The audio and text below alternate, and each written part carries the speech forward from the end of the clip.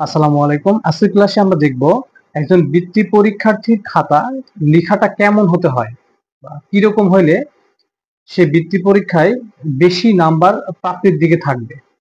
চলুন তাহলে দেখে নেওয়া যাক। আমি আমাদের বিদ্যালয়ের একজন শিক্ষার্থী, 15 শ্রেণীর শিক্ষার্থী, নাম জান্নাতুল। ওই খাতাটি নিয়েছি, আপনি দেখেন লেখাগুলো কত সুন্দর এবং কিভাবে প্রশ্নটা লিখতে হবে সেটাও সে সুন্দরভাবে লিখছে।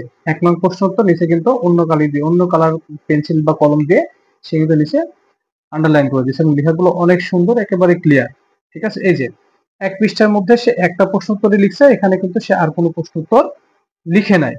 ঠিক আছে, এরপরে সে কিন্তু 2 নম্বর প্রশ্ন উত্তর লিখছে।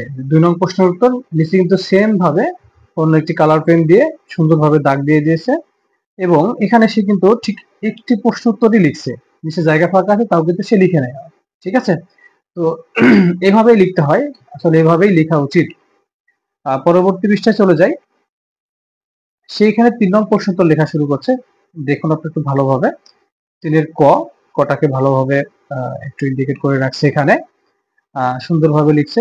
প্রশ্নগুলো পয়েন্ট আউট করছে। পয়েন্ট আউট করলে কিন্তু এটা টিচারদের চোখে খুব ভালো মার্ক করে। ঠিক আছে? এবং ভালো গুরুত্ব দেয়। এরপরে সে গ নম্বর লিখছে। ঠিক একইভাবে ঘ নম্বর এখানে সে লিখে কমপ্লিট করছে। তারপরে সে 4 নং প্রশ্ন উত্তর কিভাবে লিখেছে, সেম ক্যাটাগরি একইভাবে লিখছে। লেখাগুলো অনেক সুন্দর পরিষ্কার। প্রত্যেকটা একটি প্রশ্ন তো লেখা হয়েছে, মাঝখানে নির্দিষ্ট একটা গ্যাপ দিয়ে সে কিন্তু পরবর্তী প্রশ্ন উত্তর লিখছে। প্রত্যেকটা প্রশ্নের ক্ষেত্রে কিন্তু একই বিষয় কাজ করছে। আপনারা খাতাটি ভালোভাবে খেয়াল করুন, পেজটি দেখুন ভালোভাবে। সুন্দর, একদম সাবলীল, পরিষ্কার পরিচ্ছন্ন, পরিপাটি একটি খাতা।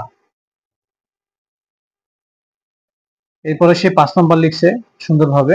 লেখার মধ্যে কোনো কাটাকাটি নেই, একেবারে ক্লিয়ার। প্রত্যেকটা লাইন থেকে প্রত্যেকটা লাইনের দূরত্ব ঠিক আছে। হ্যাঁ, সুন্দরভাবে এই যে প্রত্যেকটা প্রশ্নের উত্তর লেখার ধরন কিন্তু সেম। হ্যাঁ, আমরা যদি পরবর্তী প্রশ্ন উত্তরটা দেখে নিই তাহলে ক্লিয়ার হবো। 6 নম্বর প্রশ্নটা সেম একইভাবে লিখছে। সুন্দরভাবে, লেখার মধ্যে কোনো কাটাকাটি নেই, একেবারে স্বচ্ছ সুন্দর লেখা। হ্যাঁ, ঠিক আছে। সেই পাশে 8 নম্বর লিখছে এবং এই পাশে 9, এই যে এই পাশে 9, পূর্বে কমিশনের 10 নম্বরও লিখছে এখানে। এই যে 11 নম্বর লেখার বিষয়টা দেখুন ক্লিয়ার করে।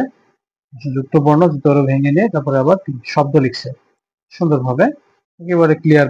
প্রত্যেকটা তার লেখার মধ্যে কিন্তু একটা বিষয় আপনারা জিনিস লক্ষ্য করেন যে প্রত্যেকটা লাইন থেকে প্রত্যেকটা লাইনের নির্দিষ্ট দূরত্বটা কিন্তু খুব সুন্দর। হ্যাঁ, তারপরে 12 নম্বরটা দেখেন, এখান থেকে সে একইভাবে 12 নম্বর, তার নিচে 13 নম্বর, সুন্দরভাবে সে আগের মতো করে সে প্রশ্ন উত্তরগুলো লিখছে।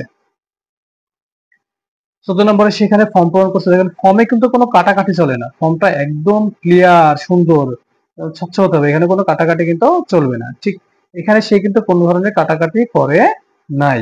ঠিক আছে, সব শেষে 15 নম্বর সেখানে রচনা লিখেছে, খেয়াল করুন। বর্ষাকাল, সুন্দরভাবে এই যে একটা প্যারা থেকে নির্দিষ্ট একটা প্যারা লিখতে গিয়ে যতটুকু গ্যাপ দেওয়া দরকার সে কিন্তু ততটুকুই গ্যাপ দিয়েছে। পরবর্তী পৃষ্ঠে যদি আমরা দেখি এখানে, তারপরে সেম একই ভাবে লিখছে, একটা প্যারা লিখছে, তারপরে মাঝখানে নির্দিষ্ট গ্যাপ দিয়ে পরবর্তী প্যারা লিখছে, আবার ঠিক এইভাবে এখানেও সেম ভাবে। হ্যাঁ, তো এই খাতাটা দেখে আমরা বিষয়টি ক্লিয়ার হলাম যে একজন বৃত্তি পরীক্ষার্থীর লেখা কেমন হওয়া উচিত এবং কিভাবে লিখলে বেশি মার্কস পাবে এবং বৃত্তি পরীক্ষার ক্ষেত্রে বৃত্তির পাওয়ার দিক থেকে সে মোটামুটি ভাবে এগিয়ে থাকবে। ঠিক এইভাবে লিখলে কিন্তু সে অবশ্যই বৃত্তি পরীক্ষায় বৃত্তি পাওয়ার ক্ষেত্রে ইনশাআল্লাহ অনেক এগিয়ে থাকবে, এটা আশা করা যায়। তো যারা ভিডিওটি দেখছো বা যারা গার্ডিয়ান বা টিচার যারা আছেন, চেষ্টা করবেন আপনাদের বাচ্চাদেরকে ঠিক এই ক্যাটাগরিতে লেখানোর জন্য, হয়তোবা ভিডিওটি সবার অনেক কাজে আসবে। ঠিক আছে, আসসালামু আলাইকুম ওয়া রাহমাতুল্লাহ।